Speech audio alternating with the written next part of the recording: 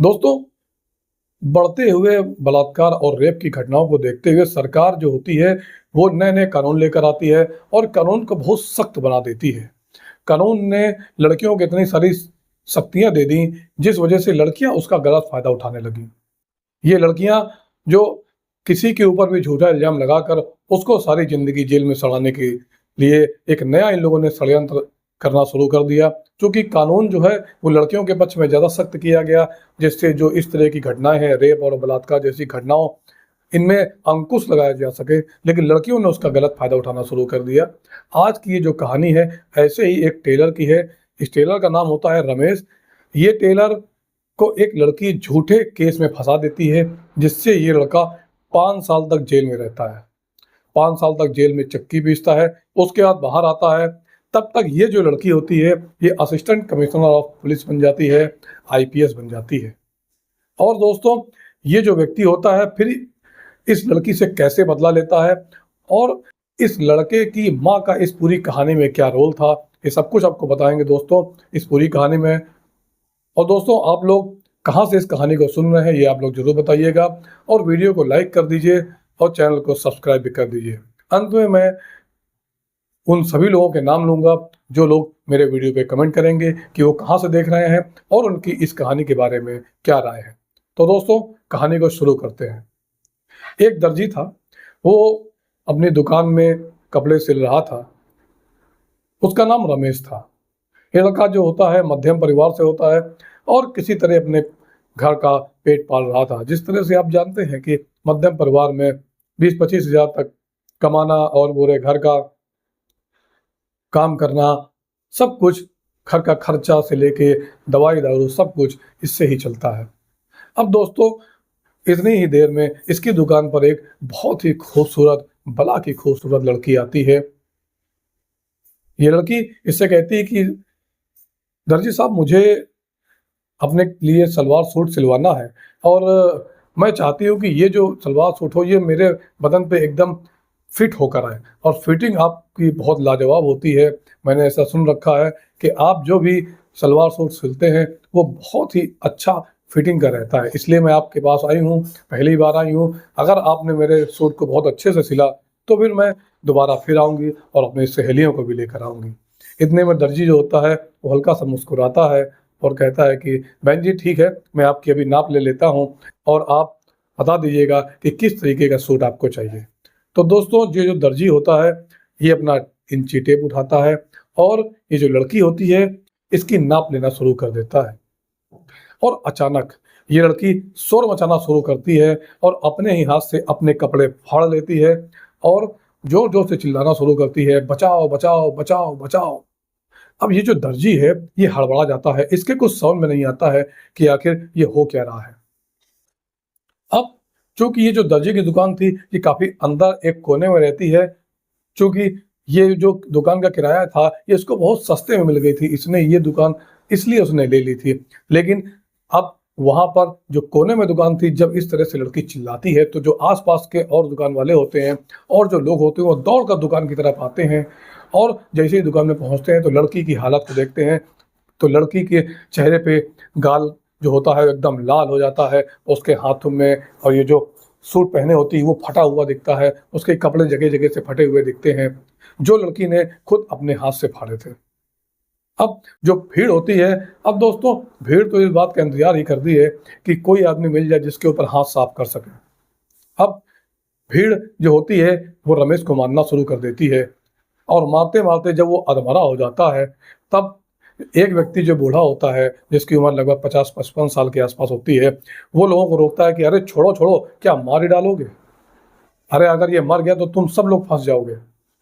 अब जैसे ही वो व्यक्ति ये बात बोलता है, तो जो भीड़ होती है, उसमें जो लोग मार रहे होते हैं, वो लोग उसको छोड़ देते हैं और फिर बूढ़ा व्यक्ति कहता है, इसको पुलिस के हवाले कर दो, पुलिस देखेगी इसका क्या करना है, क्या नहीं करना है। अब इतनी मार खाने की हालत में जो ये व्यक्ति था, रमेश था, ये कुछ बोलने की हालत में नहीं था और बस यही बोल रहा था, मैंने कुछ नहीं किया, इसने मुझे गलत फँसाया है। बस दोस्तों, इतना ही बोलता है, इतने में पुलिस आ जाती है और पुलिस इसको पकड़ कर ले जाती है और थाने में बंद कर देती है। इसके बाद ये मामला कोर्ट तक पहुँचता है और ये लड़की कोर्ट में जाके गवाही देती है और इस लड़की के साथ वो और लोग भी, अगल-बगल वाले भी दुकानदार जो होते हैं वो चश्मदीद गवाह बनते हैं और रमेश के खिलाफ गवाही देते हैं। बोलते हैं कि हाँ सर, मेरी आंखों के सामने जो लड़की थी इसके पूरे कपड़े फटे हुए थे और इस व्यक्ति ने इससे गंदी हरकत करने की कोशिश की। इतने में जो लड़की है वो जज साहब के सामने बोलती है कि सर, अगर मौके पर मैं ना चिल्लाती और अगर ये सब लोग मुझे बचाने ना आते तो मेरी आबरू अभी तक लुट चुकी होती। जज साहब भी जो होते हैं, अब चूंकि जो कानून है वो लड़कियों के पक्ष में इतना ज्यादा मजबूत बना दिया गया है दोस्तों, झूठे इल्जाम में लड़कियां फंसा देती हैं। अब ये जो रमेश था, इस रमेश के खिलाफ जज साहब होते हैं, वो फैसला सुना देते हैं। जैसे ही फैसला सुनाते हैं, 5 साल कैद बामुशक्कत। जैसे ही खबर को ये सुनता है, ये कैदी, ये रमेश, ये फूट फूट कर रोने लगता है और कहता है जज साहब, मैंने ऐसा कुछ नहीं किया है, मैंने ऐसा कुछ नहीं किया है। लेकिन दोस्तों, जो सारे सबूत थे, जो गवाह थे, वो सब लड़की के पक्ष में होते हैं और रमेश को बिना वजह ही सजा हो जाती है। सजा होते ही उसको पुलिस वाले पकड़ लेते हैं और जाकर जेल में डाल देते हैं। 5 साल की सजा जो इसको मिल जाती है, इसको अब 5 साल पूरा जेल में ही काटना था। अब दोस्तों, जेल में इसकी माँ मिलने आती है तो माँ से बोलता है, माँ देखो, मैंने तुम्हारी कोख से जन्म लिया है, मैं सब कुछ कर सकता हूँ, लेकिन ये काम मैं कभी नहीं कर सकता कि मैं किसी औरत की इज्जत पर हाथ डालूं। माँ, मेरा इसमें कोई दोष नहीं, मैं तुम्हारी कसम खा के कह रहा हूँ, मैंने ये नहीं किया है। अब रमेश अपनी माँ से जब ये बात बोलता है और माँ की कसम खाता है, अब दोस्तों, माँ तो माँ होती है, माँ अपने बच्चे का वो सच कब बोल रहा है और झूठ कब बोल रहा है वो पहचान जाती है। और दोस्तों, माँ बोलती है कि देखो, मुझे पहले तो ये शक हुआ कि तुमने इस लड़की के साथ जरूर कुछ न कुछ किया होगा, लेकिन आज जब मैं तुमसे मिलने आई हूँ तो अब मुझे नहीं लगता कि तुमने घटना का अंजाम दिया है। दोस्त, अब तुम परेशान होने की तुमको जरूरत नहीं है, मैं तुमसे मिलने आती रहूंगी, लेकिन मेरे दिल में तुम्हारे लिए किसी भी प्रकार का कोई द्वेष नहीं है मेरे बच्चे। मैं जानती हूँ कि तुमने ये कांड नहीं किया है, तुमको फंसाया गया है। इतने में माँ और बेटा दोनों रोने लगते हैं। इतने में रमेश के पिताजी आ जाते हैं और वो भी फूट फूट कर रोने लगते हैं। अब दोस्तों, इसके बाद मिलाई का समय खत्म हो जाता है और इसके माँ बाप दोनों अपने घर चले जाते हैं।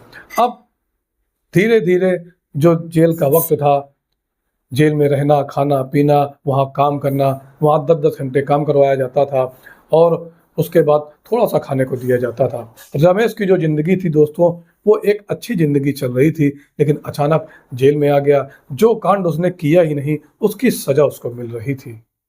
अब रमेश के दिल में बस एक ही आग थी कि बदला, बदला और सिर्फ बदला।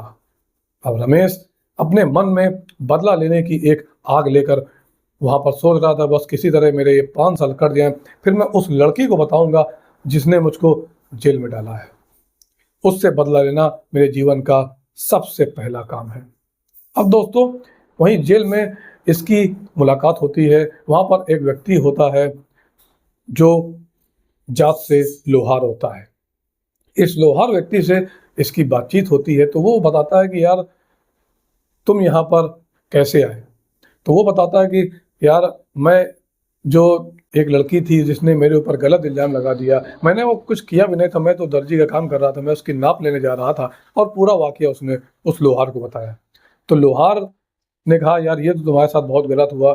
जो अच्छे लोग होते हैं वो जेल के अंदर आ जाते हैं, जो गरीब होते हैं वो जेल के अंदर आ जाते हैं, और जो अमीर होते हैं, गुनहगार होते हैं, वो बाहर रहते हैं। यही कानून है, हम गरीब लोग ही फंसते हैं। जेल में जो 90% आदमी है, 90% आदमी जो होता है वो बेगुनाह ही है। उसको किसी न किसी मामले में फंसा दिया गया और वो जेल की रोटी खा रहा है, जेल में चक्की पीस रहा है। अब दोस्तों, इन दोनों की जो दोस्ती होती है वो आगे बढ़ती चली जाती है। फिर एक दिन ऐसे ही रमेश पूछता है उस लोहार से कि यार, तुम जेल में कैसे आए? तो वो व्यक्ति बताता है कि यार, मेरे ऊपर भी झूठा इल्ज़ाम लगाया गया था। एक बार मैं रास्ते में जा रहा था, चूँकि मैं लोहे का काम करता हूँ तो मेरे पास लोहे के औजार, हँसिया, चाकू, ये सब मेरे पास रहता था। मैं अपनी दुकान की तरफ जा रहा था, तभी अचानक एक सुनसान रास्ते पर एक आदमी मुझे सड़क पे पड़ा मिला और वो पेट के बल लेटा था। मैंने उसको जैसे ही इस तरफ करके पलटाया तो उसके पेट में एक बहुत बड़ा घाव था, जैसे किसी ने उसके चाकू मारी हो। मैंने उस व्यक्ति को देखा और वो आखिरी सांसें ही ले रहा था और इतने में जब वो व्यक्ति था, उस व्यक्ति को मैं उठा के मैंने सोचा इसको चलो मैं अस्पताल लेके जाऊं, लेकिन इतनी ही देर में ना जाने कहाँ से वहां पर पुलिस आ गई और बहुत सारे लोग आ गए। उन लोगों ने मुझे पकड़ लिया। उनको लगा कि शायद मेरा ही इस व्यक्ति से किसी बात में विवाद हो गया होगा और मैंने ही इसको मार दिया है। और दोस्तों उस व्यक्ति की आखिरी सांसें चल रही थी और वो मर गया। जब ये बात वो लोहार रमेश को बताता है तो रमेश की आंखों से आंसू बहने लगे कि यार देखो कैसे एक गलत केस में जैसे मुझे फंसाया गया, वैसे ही कुदरत का कानून तुम भी बताओ कैसे फंस गए। दोस्तों इसके बाद उन दोनों की दोस्ती गहरी होती चली जाती है, बहुत सारी आपस में बातें होती हैं और रमेश बोलता है कि यार मुझे उस लड़की से बदला लेना है, बताओ कैसे लो। इतने में वो जो लोहार होता है वो कहता है यार दोबारा अगर तुम फिर उस लड़की से कुछ कहोगे तो ऐसा ना हो वो फिर तुमको जेल में भेज दे, इसलिए इन सब चीज़ों से बच के ही रहो और जब यहाँ से निकल के जाना तो इन सब चीज़ों से बच के रहना और अपनी अच्छी ज़िंदगी जियो, क्यों इन सब झमेले में पड़े हो। पता नहीं उसने किस बात का बदला लिया हो, क्या वो तुम्हारी बहुत बड़ी दुश्मन है क्या है। उसका दोस्तों इसी तरह करते करते इसकी माँ एक दिन रमेश से जेल में मिलने आती है और वो कहता है माँ मुझे उस लड़की से बदला लेना है, उस लड़की के बारे में पता लगाओ, वो लड़की कौन है जिसने मुझे फंसाया था। अब दोस्तों माँ कहती है बेटा उस लड़की को भूल जाओ, जो हुआ सो हुआ, अब बदला लेने से क्या फायदा, जो लड़की इतनी खतरनाक है जिसने तुमको 5 साल की जेल करवा दी, आगे चल के वो तुम्हारे साथ क्या करेगी कुछ कहा नहीं जा सकता। और माँ भी मायूस हो जाती है, बेवासी हो जाती है।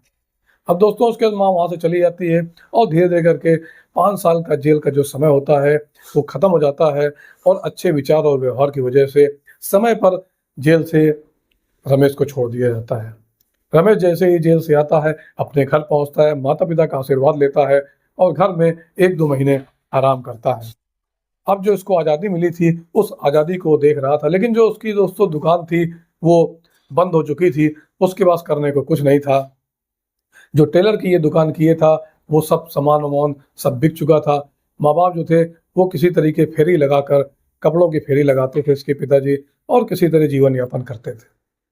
अब दोस्तों धीरे धीरे जब समय आगे बीतता गया तो रमेश ने वो जो इसने कसम खाई थी उस लड़की से बदला लेने की, वो कसम इसको याद आती है और रमेश एक दिन पता करने निकल जाता है कि वो लड़की कौन थी।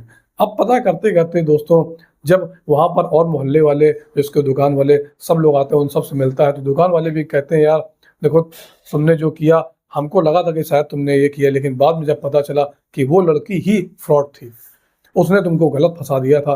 दोस्त इसमें मेरी कोई गलती नहीं है। बहुत सारे लोग उससे मिले, रमेश से माफ़ी मांगी। रमेश का दिल कुछ हल्का हुआ, लेकिन रमेश ने कहा यार चलो जो हो गया सो हो गया, लेकिन अब ये बताओ वो लड़की कौन थी। तो वो सब अगल बगल वाले जो थे वो बताते हैं कि वो लड़की फ्रॉड थी और वो जब तुम्हारा केस हुआ जो आगे आगे हम लोगों को जब बात पता चली तो उस लड़की ने तुमसे किसी चीज़ का बदला लिया था और इस समय वो लड़की कहीं किसी नौकरी पर है, किसी सरकारी नौकरी पर है और तुम वहां जाकर पता करो कि कहीं ना कहीं तुम्हारी उससे कोई पुरानी दुश्मनी रही है। हम लोग को ज्यादा बातें तो नहीं पता चली, लेकिन कुछ ऐसा हमने सुना है। इतने में दोस्तों रमेश होता है वो उस लड़की की तलाश में निकल जाता है और तलाश करते करते इसको एक व्यक्ति मिलता है जो बताता है कि ये जो लड़की जिसने तुम्हारे ऊपर ये किया है, ये लड़की तुमसे बदला लेने आई थी और इस समय ये असिस्टेंट कमिश्नर ऑफ पुलिस यानी आईपीएस की रैंक पर पहुंच चुकी है। जैसे ही दोस्तों ये बात रमेश को पता चलती है, रमेश के पैरों तले जमीन खिसक जाती है और रमेश कहता है ये कैसे हो गया।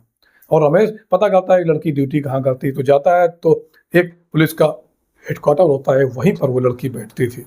अब इतनी बड़ी अधिकारी थी असिस्टेंट कमिश्नर ऑफ पुलिस, उसके साथ में 4-5 बॉडीगार्ड और कई पुलिस वाले हमेशा रहते थे। अब वो सोचता था इस लड़की से बात करूं तो कैसे बात करूं। तो दोस्तों ये भिखारी का भेष धारण करता है और कई दिनों तक उसके हेडक्वार्टर के पास में ही भीख मांगता रहता है कि वो लड़की इसको देख ले। तो दोस्तों ये लड़की उसको देखती है, देख कर निकल जाती है, फिर देखती है, फिर देख कर निकल जाती है।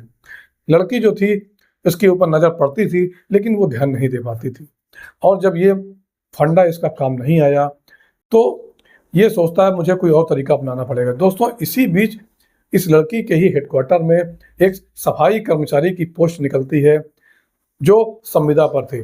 इसके लिए यह व्यक्ति रमेश आवेदन कर देता है और आवेदन करने के बाद पूरी प्रक्रिया होती है और इसका सिलेक्शन हो जाता है और उसी लड़की के ऑफिस में इसको सफाई कर्मी के तौर पर नियुक्त कर दिया जाता है। अब ये जो था, ये सुबह जाता, वहाँ सफाई करता और चला आता, और जो लड़की थी वो कभी आती, कभी नहीं आती, क्योंकि वो अधिकारी थी, उसको और भी काम होते थे। एक दिन दोस्तों, वो अपने ऑफ़िस आई और इत्तेफ़ाक से उसी समय जो रमेश था, वो झाड़ू लगा रहा था और ये अपने हाथ में एक चाकू लेकर रखता था कि जिस दिन ये लड़की आई, मैं इससे पूछूँगा ज़रूर कि इसने मुझे क्यों फँसाया। अब दोस्तों, जैसे ही उसके केबिन में ये अंदर आई, ये सफाई कर रहा था और इतने में जैसे ही वो लड़की अंदर आती है, अपनी कुर्सी में बैठती है, तो ये जल्दी से जाके दरवाज़ा बंद कर देता है और उसकी गर्दन पर छुरी रख देता है और बोलता है कि तुमने मुझे शायद पहचाना नहीं, मैं वही लड़का हूँ जिस लड़के को तुमने फर्जी केस में जेल में डलवाया था और आज मैं तुमसे वो बदला लेकर रहूँगा। तुमने बताओ मुझे क्यों फँसाया? और दोस्तों, वो जो लड़की होती है वो काँपने लगती है, वो पानी-पानी हो जाती है, बहुत डर जाती है और रमेश कहता है, देखो मैं तुमको मारने नहीं आया हूँ, मुझे बस ये पता करना है कि तुमने मुझे फँसाया तो क्यों फँसाया? मैंने तुम्हारा क्या बिगाड़ा था जो तुमने मुझे इतनी बड़ी सज़ा दी?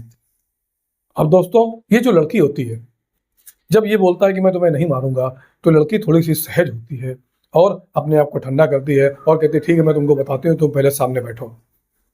और ये रमेश सामने बैठ जाता है और ये लड़की अपनी कहानी बताना शुरू करती है कि मेरी बहन का नाम सोनिया है, क्या तुम सोनिया को जानते हो? जैसे ही सोनिया का नाम लेती है, वैसे ही रमेश के पैरों तले ज़मीन खिसक जाती है और वो बताती है कि ये जो सोनिया है, ये तुम्हारी ही गर्लफ्रेंड थी और तुम्हारी वजह से मेरी बहन ने आत्महत्या करने की कोशिश की और उसी आत्महत्या करने की वजह से मैंने तुमसे बदला लिया। पता है तुमको, जो तुम्हारी माँ थी, जब तुमने मेरे घर में रिश्ता भिजवाया था, तो तुम्हारी माँ मेरे घर पे आई, मेरी बहन सोनिया को देखा और उन्होंने देखते ही बोल दिया था कि देखो, मुझे ये लड़की पसंद नहीं है और मैं इस घर में शादी नहीं कर सकती। तुम लोग बहुत ही ज़्यादा गरीब हो और इतने ना तुम लोग के पास देने के लिए कुछ है, ना कुछ हम लोगों के लिए तुम भविष्य में कुछ नहीं कर पाओगे, बल्कि उल्टा हमसे ही पैसा माँगते रहोगे। हमारी गरीबी और हमारी हालत को देखकर तुम्हारी माँ ने वो रिश्ता कैंसल कर दिया था और तुमको क्या पता, ये मुझे नहीं पता। उसके बाद जो मेरी बहन थी, जब उसके पता चला कि शादी नहीं हो पा रही है, तो मेरी बहन ने जो है अपने आप को ख़त्म करने की कोशिश की, लेकिन मेरी बहन को मैंने किसी तरह बचाया और उसी दिन मैंने सोचा कि मैं तुमसे बदला लेकर रहूँगी और मैंने कई बार तुमसे बात करने की कोशिश की, मेरी बहन ने तुमसे बात करने की कोशिश की, लेकिन जो तुम्हारा फ़ोन था, वो स्विच ऑफ जा रहा था और तुम्हारी जो दुकान थी, वो कई दिन बंद रही थी। तो मुझे और मेरी बहन को लगा कि शायद तुमने ही इसी रिश्ते को मना कर दिया है। तुमने मेरी बहन के साथ जिस्मानो ताल्लुकात बनाए, मेरी बहन का यूज़ किया, उसके साथ संबंध बनाए और जब शादी की बारी आई तो तुम उसको छोड़कर जाने लगे। इतने में रमेश कहता, देखो मैं उसे छोड़कर नहीं जा रहा था। मेरी माँ ने मुझे आकर बताया था कि तुमने मेरी माँ का अपमान किया। जब मेरी माँ वहाँ पर गई थी तो तुम लोगों ने ना उन्हें खाने को दिया और ना ही कुछ पीने को। और तुम लोगों ने माँ का बहुत अपमान किया कि हम जो तुम्हारा जो लड़का है वही मेरे ऊपर मरता है। इस वजह से जो मेरी माँ थी, वो मेरी माँ को बेइज्जत करके तुम लोगों ने निकाल दिया। इस वजह से मैंने अपना फ़ोन स्विच ऑफ कर लिया और अपनी दुकान बंद कर दी कि मुझे तुम लोगों से कोई मतलब नहीं है, क्योंकि तुम लोगों ने मेरी माँ की बेइज्जती की है। अब जैसे ही दोस्तों ये बात रमेश बोलता है, तो ये जो लड़की होती है, इसका नाम सीमा होता है। ये लड़की उससे कहती है कि नहीं, तुम झूठ बोल रहे हो। तो रमेश कहता, नहीं, तुम झूठ बोल रही हो। इन दोनों का वाद-विवाद होने लगता है। इतने में जो सीमा होती है वो कहती है कि तुम एक बात बताओ, अगर हम लोगों को ऐसा ही होता तो हम तुम्हारे यहाँ क्यों आते? इतने में रमेश जो होता है वो कहता, ठीक है, मैं अपनी माँ से जाकर ये बात पूछूँगा। तो दोस्तों, ये दोनों फिर अपने केबिन से निकलते हैं और ये लड़की उस व्यक्ति से बोलती है कि ठीक है, तुम अपने घर पहुँचो, मैं भी तुम्हारे घर पर अभी आ रही हूँ। और ये दोनों अपने घर जाते हैं और माँ से आमना-सामना होता है। दोस्तों, जैसे ही माँ से आमना-सामना होता है, तो माँ जो होती है वो उसकी आँखों से आँसू बहने लगते हैं और माँ कहती है, बेटा, इस पूरे कांड में मेरी ही गलती थी। मैं नहीं चाहती थी कि इस गरीब परिवार में तुम्हारी शादी हो, क्योंकि ये लोग बेहद ही गरीब थे और ऐसी जगह शादी करके तुम्हारी ही ज़िंदगी बर्बाद होनी थी। तुम प्यार में पड़े थे, लेकिन तुम्हारी ज़िंदगी इस घर में नहीं थी, क्योंकि तुम्हारी आँखों में पट्टी पड़ चुकी थी। ज़िंदगी भर हमको ही इनको पैसा देना पड़ता और इनको पालना पड़ता, पोसना पड़ता। इस वजह से और मुझे ये लड़की भी पसंद नहीं थी, इसलिए मैंने मना कर दिया था। दोस्तों, अब ये जो असिस्टेंट कमिश्नर ऑफ पुलिस जो सीमा होती है और इसकी बहन जो सोनिया होती है, ये तुरंत अपनी बहन को फ़ोन करती है, क्योंकि ये जो इसकी बहन थी, उस बहन की अभी तक शादी नहीं हुई थी और वो लड़की अभी भी रमेश से उतना ही ज़्यादा प्यार करती थी। अब दोस्तों वो तुरंत उसको फ़ोन करती है और सोनिया तुरंत अपनी स्कूटी उठाती है और रमेश के घर पर आती है और जो रमेश होता है उसकी आंखों से अश्रु की धारा बह रही थी और वो जैसे ही सोनिया को देखता है, सोनिया को गले लगा लेता है और अपनी माँ की तरफ देखता है गुस्से से और कहता है, माँ तुमने बहुत गलत किया दो प्रेमियों को बिछड़वा के। मैं इसको पहले ही बहुत चाहता था, आज भी बहुत प्यार करता हूँ। मेरे दिल में इसके लिए पहले ही बहुत जगह थी और आज भी जगह है। अब दोस्तों जैसे ही सीमा की तरफ रमेश देखता है और कहता है, लेकिन सीमा तुमने मेरी ज़िंदगी बर्बाद की है, इतनी छोटी सी बात के लिए इतनी बड़ी सज़ा देना कहाँ का इंसाफ है। इतने में जो सीमा होती है वो भी उससे माफ़ी मांगती है कि यार देखो मेरे पास कोई और रास्ता नहीं था, मेरी बहन की ज़िंदगी और मौत का सवाल था, इस वजह से मैंने ऐसा किया। इतने में दोस्तों जो उसकी माँ होती है रमेश की, वो भी रोने लगती है और फिर कहती है, बेटा मुझसे गलती हुई लेकिन मुझे माफ़ कर दो, मैंने जो गलती की मैं तो उससे क्षमा प्रार्थी हूँ, मैं माफ़ करने लायक तो नहीं हूँ, फिर भी बेटा मुझे माफ़ कर दो, ये मुझसे बहुत बड़ी भूल हुई और इस भूल का खामियाजा केवल सिर्फ और सिर्फ तुम्हें ही भुगतना पड़ा। फिर दोस्तों जो दोनों परिवार होते हैं आपस में सुलह हो जाती है और जो सीमा होती है वो खुशी खुशी सोनिया और रमेश की शादी करवा देती है। पूरा परिवार सब लोग एक साथ मिलकर शादी होती है और ये पूरा परिवार रमेश और सोनिया एक हो जाते हैं और जो सीमा थी उसके दिल से भी गुबार निकल जाता है। दोस्तों ये जो कहानी थी कैसी लगी आप लोग ज़रूर बताइए और जिन जिन लोगों ने मेरे पिछले वीडियो में कमेंट किया है उसका नाम भी मैं अभी लेने जा रहा हूँ। मोहम्मद आमिर, इनका कमेंट आया है, ये पेशावर पाकिस्तान से है, पेशावर KPK पाकिस्तान से इन्होंने कमेंट किया है। और दोस्तों अगला कमेंट आया है और ये कमेंट राधा शर्मा का है, इन्होंने कमेंट किया है, बहुत ही बढ़िया किया है लॉरेंस बिश्नोई ने।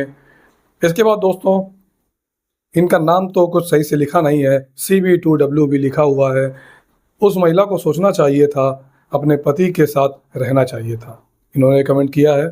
उसके बाद दोस्तों मुग्युम व्यू ये व्लॉग बनाते हैं, इनका कमेंट आया है, आवाज़ अच्छी है, धन्यवाद पवन जी, मुग्युम व्यू जी।